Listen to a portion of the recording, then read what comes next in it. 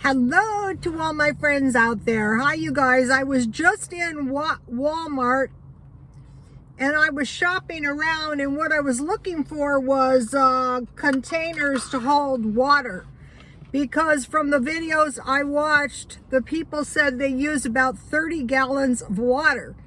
So they have large coolers for about $24, and I think with wheels.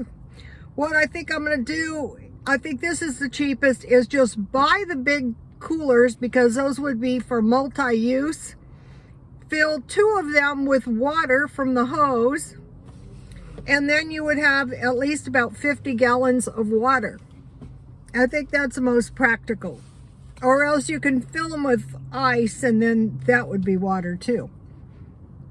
And so I want to talk to you guys about taking a bath with 1 gallon of water. I did videos on this, but it's been a long time, and I've revised it a little bit. So you have to take a bath. Get wipes at the dollar store if you can afford them. If not, you have to skip this.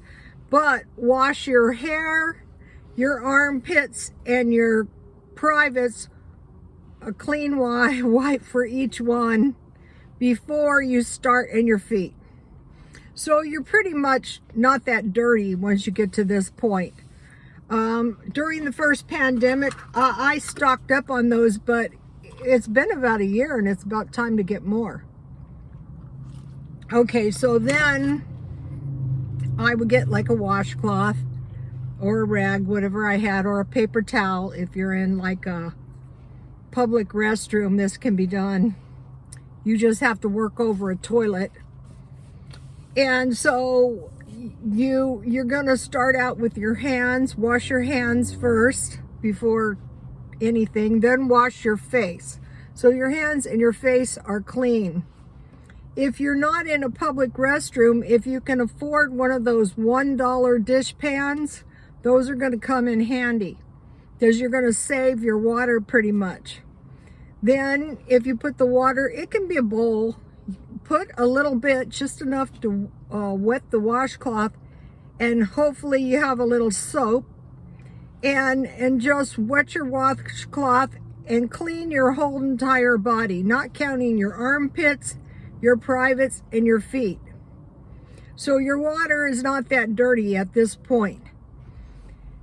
Then by now you've only got, what, 4 or 5 cups of water? It's not that much.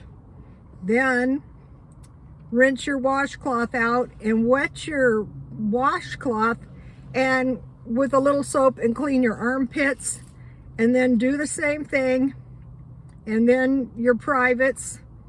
By now it's probably not even you have to re-rinse your washcloth, and then with the water that is already in there, wash your feet. Good. And then you should be able to sit down, rinse your washcloth, and wash your feet off. That isn't even going to take a gallon. This, like, I heard heating the water on the stove and taking a full-on bath. And then if you must, then wash your hair. But back in the day, they only took a bath and washed their hair once a week.